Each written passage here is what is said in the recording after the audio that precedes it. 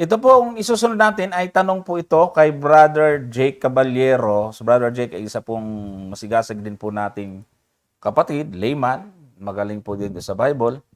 At kahit marami rin po siyang alam, ay gusto rin po niya lang laging nakakarinig muna sa atin ng paliwanag.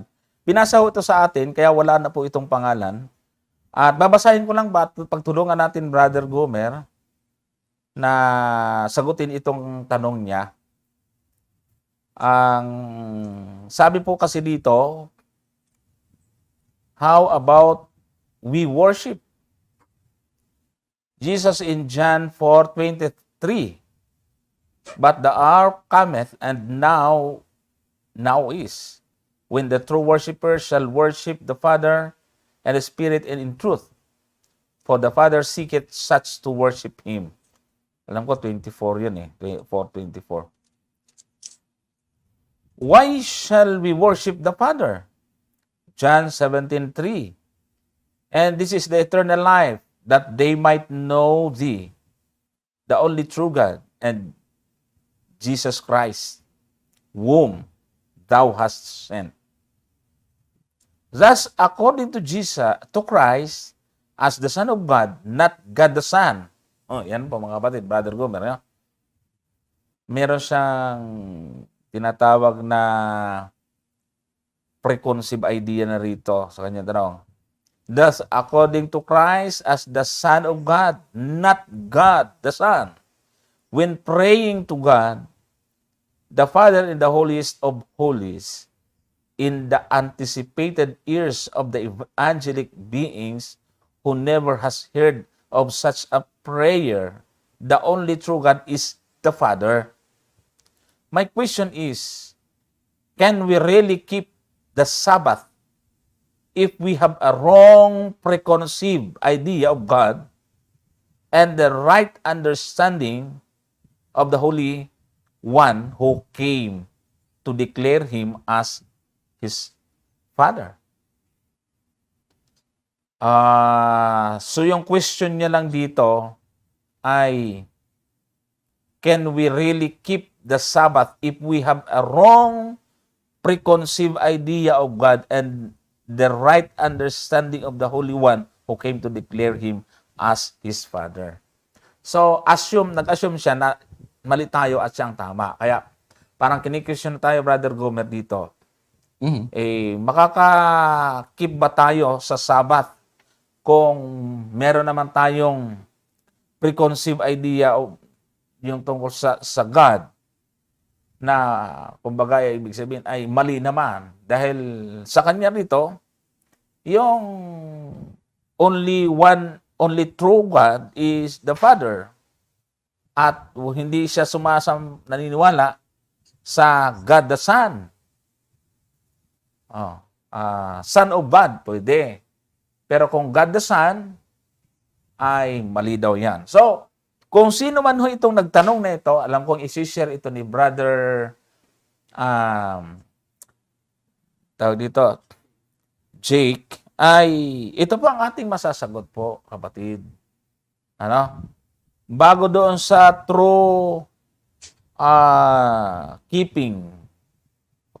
Sabbath keeping, ay gusto po naming mag-react na mali po ang inyong understanding na si Kristo ay hindi God the Son. No? Hindi po matibay po yon, kapatid. At yan ang aming lilinawanagin bago tayo tumakbo doon sa Sabbath, Brother Gomer. Sige. Ginamit niya yung mga talata, siguro magandang pasanahan ho natin. Kasi meron pong mga nagiging problema ako nakikita dito. Una, yung ginamit niya sa John 4:23 na sabi rin, and now is when the true worshipers shall worship the Father in spirit and in truth. For the Father seeketh such to worship Him. So, why shall we worship Father? So, binabanggit daw sa 7:3, and this is the eternal life, that they might know thee, the only true God, and Jesus Christ, whom thou hast sent. So, ibig sabihin, ang tunay na Diyos dyan, yung Ama at si Kristo, sinugo. Hindi si Kristo yung true God. Kapatid. At yun nga daw, Son of God, hindi God the Son. Father Gomer, meron kang gustong sabihin tungkol sa bagay na ito? Sige. Umpisahan natin dito, Brother Johnson, sa ginamit niyang talata sa 4:23.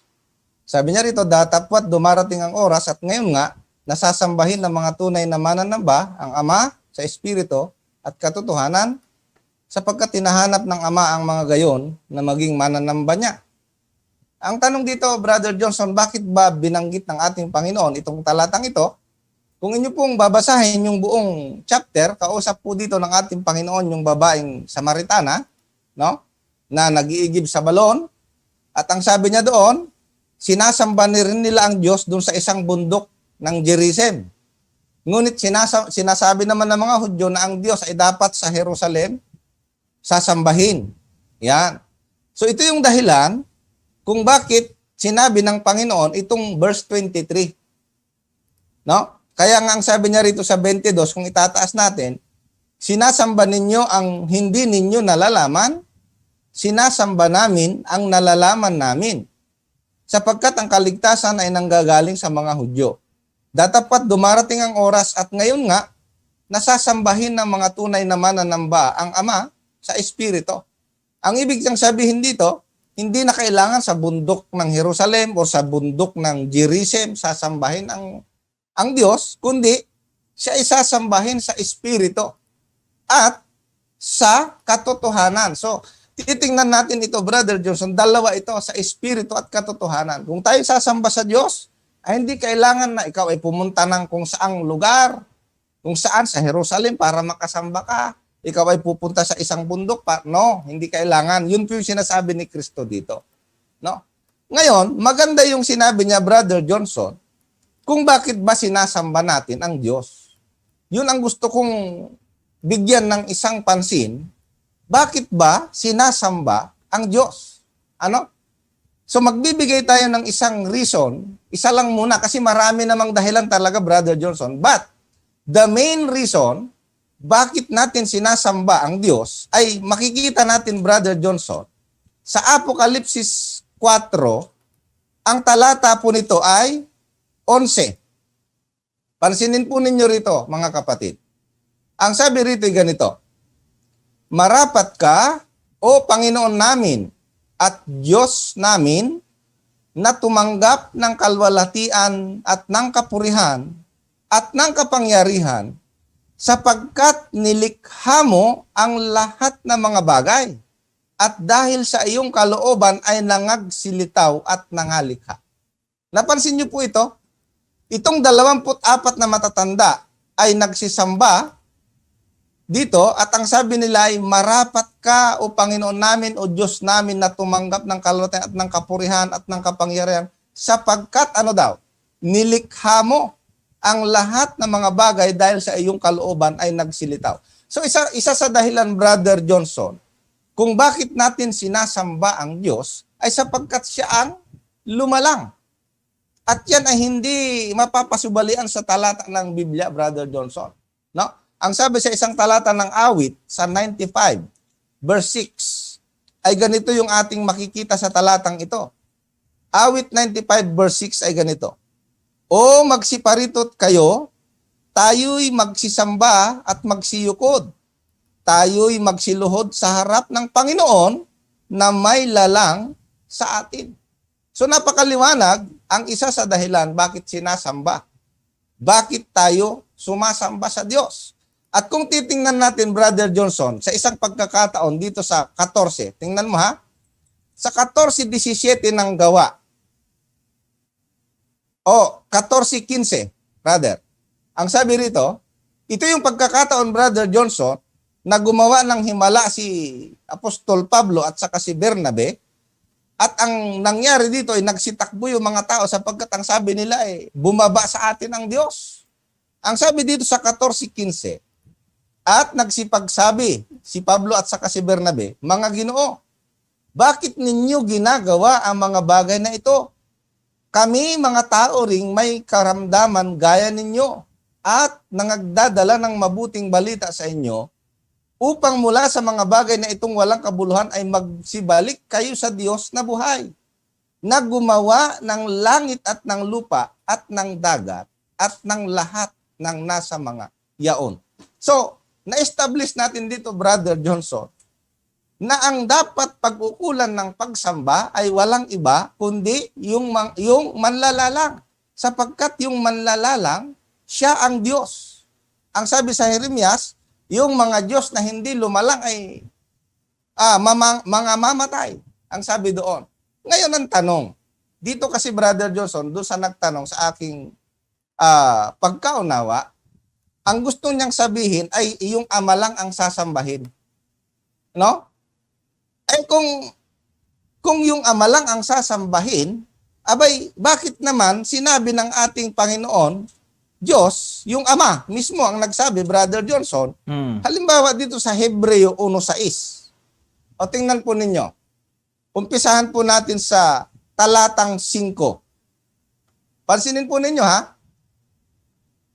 Sapagkat kanino nga sa mga anghel sinabi niya kailanman, ikaw ay aking anak.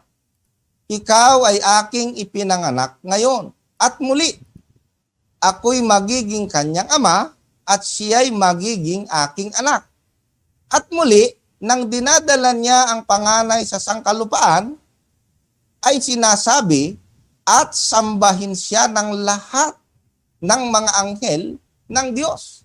Ay itong si Kristo, Brother Johnson, mismo yung ama ang nagsasabi na itong kanyang anak ay dapat sambahin. Nakita po ninyo, ang gusto kong ipaunawa dito mga kapatid, kung ang dapat lang sambahin ay yung manlalalang lang bilang Diyos, ay bakit ang ating Panginoong Hesukristo ay ipinapasamba ng Ama?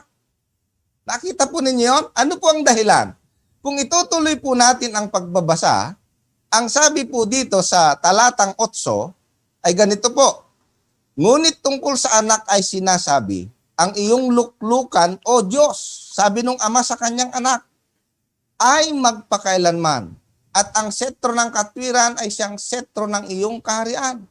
Iniibig mo ang katwiran at kinapuutan mo ang kasamaan. Kaya't ang Diyos mo ay nagbuhos sa iyo ng langis ng kasayaang higit sa iyong mga kasamahan. Sa talatang 10, ito po'y kapansin-pansin. At ikaw, Panginoon, ang sabi nung ama sa kanyang anak, ikaw, Panginoon, nang pasimulay, inilagay mo ang kinasaligan ng lupa at ang mga langit ay mga gawa ng iyong mga kamay. Ay ang liwanag dito, Brother Johnson, na yung pagiging manlalalang pala ay nandun din sa ating Panginoong Hesukristo. Kaya mayroong dahilan kung bakit siya ipinapasamba ng Ama, sapagkat yung kanyang anak ay kinikilala ng Diyos at yung kanyang anak ay manlalalang din. Brother Johnson, no? At hindi po yan malabo sa talata ng Biblia sapagkat alam ng ating Panginoong Hesukristo ang katotohanan tungkol sa bagay na yan. Halimbawa, Brother Johnson, itong Mateo, sa 4 ang talata ay 10. Pansinin po ninyong mabuti ito mga kapatid. Ang sabi dito ng ating Panginoon, o i-ano muna natin doon sa 9, nung tinutokso siya ni Satanas. Okay? Ang sabi nung talatang 9 sa Mateo 4:9, at sinabi niya sa kanya, si Satanas, lahat ng mga bagay na ito ay ibibigay ko sa iyo kung ikaw ay magpapatira pa at sasambahin mo ako. So ang gusto ni Satanas mangyari, sambahin siya ni Kristo, no? Pero ang sagot ng ating Panginoon, mapapansin po ninyo ay ganito.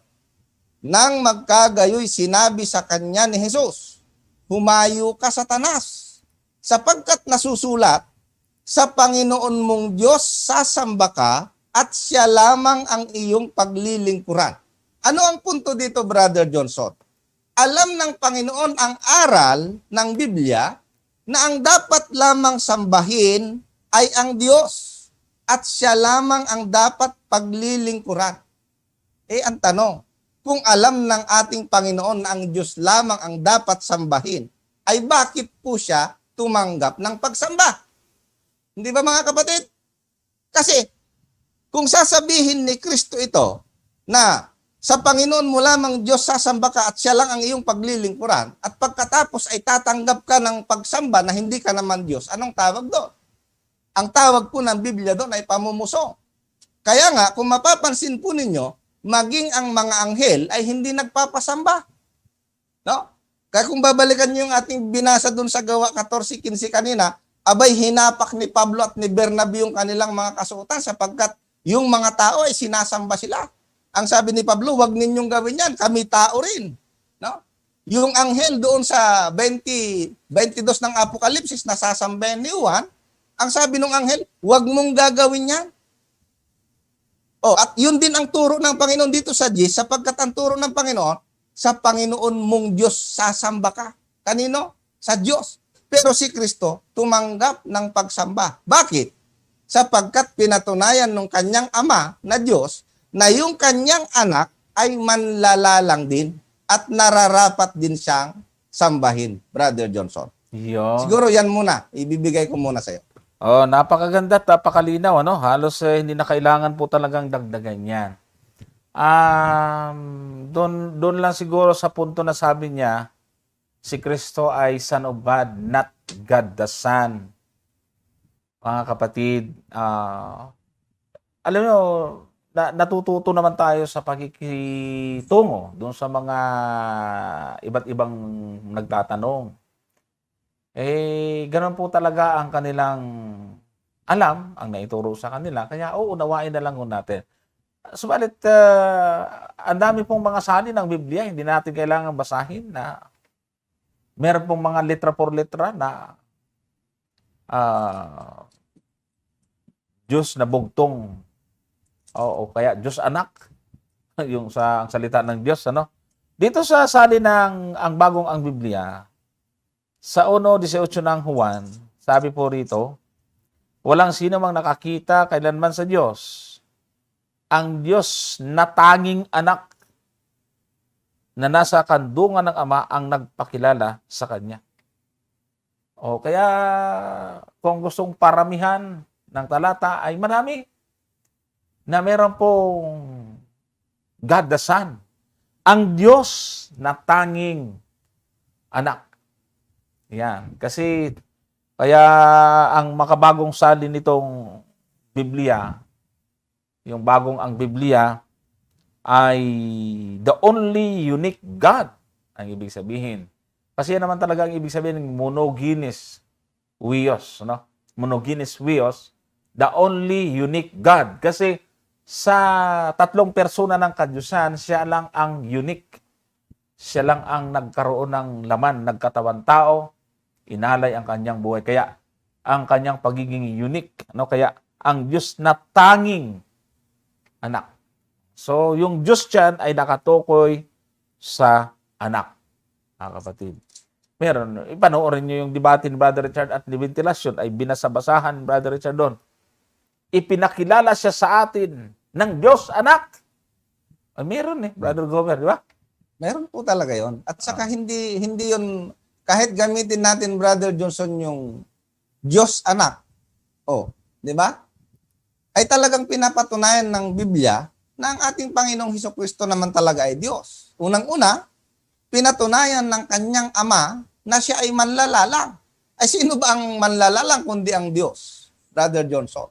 Kaya nga ang ating Panginoon bilang manlalalang, tunay na Diyos at siya ay sinasamba. Tama. Ngayon, ang naging problema nila, Brother Johnson, siguro balikan natin ng kaunti, itong Juan 17:3, sapagkat ito talaga yung kanilang favorite text diyan sa bagay na yan. Na kung babasahin nilang ito, para bagang ang ating Panginoong Hesukristo ay excluded sa talatang ito. No? Ang sabi niya rito ay ganito, at ito ang buhay na walang hanggan, na ikaw ay makilala nila na iisang Diyos na tunay at siyang iyong sinugo. Ay maliwanag kasama si Kristo dun sa binabanggit na Diyos na tunay. No? Kaya kung babasahin mo rito, ikaw ay makilala nila na iisang Diyos na tunay. Ay paano yung at siyang iyong sinugo sa makatuwid bagay, si Hesukristo? So, ito po yung maliwanag na pagtuturo dito. Hindi po itinatanggi ng talatang ito ang pagiging Diyos ni Kristo. Bakit? Ay pagdating sa 5 lang, Brother Johnson, mahahalata mo na eh. Ang sabi dito ng ating Panginoong Hesukristo, at ngayon, Ama, luwalhatiin mo ako sa iyo rin ng kalwalatian. Aking tinamo sa iyo bago ang sanglibutan ay naging gayon. So ang ating Panginoong Hesukristo bilang Diyos ay nagtamo na ng kalwalatian sa kanyang Ama bago pa ang sanglibutan. Kaya nga doon sa Juan 1:1, maliwanag ng ating Panginoong Hesukristo ay manlalalang. Kaya nga, dito na tayo papasok, Brother Johnson, doon sa ginamit niyang talata, yung Sabat. No? Paano daw natin masasamba ang Diyos sa Sabat, totoong masasamba sa araw ng Sabat, kung hindi yung tunay na Diyos ang ating sinasamba? Parang ganun ang gusto niyang patunugin eh. Pero, kung papansinin po ninyo mga kapatid, itong Marcos 2:27 ay isa sa talata na nagpapatunay na si Kristo talaga ay Diyos. Bakit? Tingnan po ninyo. At sinabi niya sa kanila, ginawa ang Sabat ng dahil sa tao at di ang tao ng dahil sa Sabat. Kaya't ang anak ng tao ay Panginoon din naman ng Sabat. So, kung titingnan po ninyo dito mga kapatid, yung paggawa ng Sabat, abay inaangkin ni Kristo, Brother Johnson. Kasi ang sabi niya rito, yung anak ng tao, siya ang Panginoon ng Sabat. Siya ang gumawa ng Sabat. Ay kung babalikan mo ang Genesis, sinong gumawa ng Sabat? Yung Diyos na lumalang. Kaya nga dito, Brother Johnson, hindi tayo makukonfuse. Bakit? Sapagkat ang Ama bilang Diyos ay manlalalang. Ang anak bilang kanyang anak, Diyos manlalalang. At silang dalawa, sa ating pag-aaral sa mga talata ng Biblia, sinasamba. Yan ang talagang dyan, Brother Johnson. Ayan. Kaya kung ang tanong po niya mga kapatid, at sa huli ay kung makikip ba natin yung Sabat, na kung mayroon namang preconceived idea tungkol sa Diyos at hindi naman tama, ay nasagot na po natin lahat yan mga kapatid. So, sa ibang mga Sabbath keeper, hindi na natin saklaw yon. Pero sa atin po, mga Seventh-day Adventist, mga kapatid, tayo ay nakakatsak na tama po yung ating interpretation, tama po yung understanding nating pagdating sa Godhead. No? Pagdating po sa tinatawag po nating kadyusan. Of course, kasama po dyan yung Sabbath keeping. Ang sinusunod nating pangingilin ng Sabat ay yung paraan ni Kristo. Hindi yung paraan ng mga Hudyo. Kasi dami tayong nababasa eh. Sabat kayo ng Sabat, hindi nyo naman pinapatay. Yung lumalabag, ay hindi naman yan ang Sabat na nasa 10 utos. Walang patayan sa 10 utos. Dapat ay maintindihan natin ang 10 utos, ang Sabat sa 10 utos ang ating sinusunod. Hindi po ito yung Sabat ng mga Hudyo at yung kanilang tinatawag na mga palatuntunan at kahatulan. Maraming beses na po natin sinagot yan. Sana po ay naintindihan na po natin yung puntong yun, Brother Gomer. Nais kong idagdag pa, Brother Johnson, kaunting-kaunti na lang ito. Sige. Dahil binanggit na kasi yung Juan 4:23, no? Gusto ko namang samantalahin yung pagkakataon kasi doon mga kapatid sa Juan 4:23, maliwanag po yung pagtuturo ng ating Panginoong Hesukristo doon na ang mga tunay na mananamba, Brother Johnson, ay sasambahin ang Diyos sa Espiritu at sa katotohanan. Dalawa yan, Brother Johnson. Ang ibig sabihin, hindi po pwedeng ang pagsamba mo sa Diyos ay sa Espiritu lang, kahit wala na sa katotohanan, no? Or pwedeng sa katotohanan nga, pero hindi naman sa Espiritu. Hindi po pwede. So sasambahin natin ang Diyos sa Espiritu at katotohanan. At ang sabi ng talata ng Biblia, ang salita mo ay katotohanan. Pakabanalin mo sila sa katotohanan, ang salita mo ay katotohanan. Ang ibig sabihin nito, Brother Johnson, sa ating pagsamba sa Diyos ay kailangan kasama yung katotohanan sa ating pagsamba. Bakit? Sapagkat maliwanag ang pagtuturo ng banal na kasulatan dito sa Marcos 7, ang talata ay 6. Pansinin po ninyo mga kapatid. At sinabi niya sa kanila, mabuti ang pagkahula ni Isaias tungkol sa inyong mga mapagpaimbabaw ayon sa nasusulat. Ang bayang ito'y iginagalang ako ng kanyang mga labi. Datapwat ang kanilang puso ay malayo sa akin. Sa talatang 7, datapwat walang kabuluhan ang pagsamba nila sa akin. Bakit? Na nagtuturo ng kanilang pinakaaral ng mga utos ng mga tao. Talatang 8, nilisan ninyo ang utos ng Diyos. Ito yung rito, Brother Johnson. Ang sabi ng ating Panginoon, sambahin ang Diyos sa espiritu at sa katotohanan. At ang katotohanan ay yung kanyang mga salita kasama ang kanyang mga utos. At itong mga sumasamba dito, ang sabi niya ay, walang kabuluhan ang kanilang pagsamba. So, makikita natin dito, Brother Johnson, maraming sumasamba ngayon sa Diyos, pero yung kanilang nagiging pagsamba ay walang kabuluhan. For what reason? Ang sabi ng ating Panginoon, nagtuturo ng kanilang pinakaaral ng mga utos ng mga tao. Nilisan ninyo ang utos ng Diyos at inyong pinangahawakan ang salit-saling sabi ng mga tao. Kaya nga, Brother Johnson, kung tayo po ay sumasamba sa Diyos at yung ating pagsamba ay hindi nakabatay sa banal na kasulatan o sa kautusan ng Diyos, yung ating nagiging pagsamba ay nagiging walang kabuluhan. Kaya nga dito pumapasok, Brother Johnson, yung Sabat No? Kasi maraming nagre-reject sa araw ng Sabat. Pero maliwanag sa talata ng Biblia na ang araw ng Sabat ay isa sa kautusan ng Diyos. At ito ay nire-reject ng marami na nagsasabing sila'y sumasamba din sa Diyos, Brother Johnson. Okay.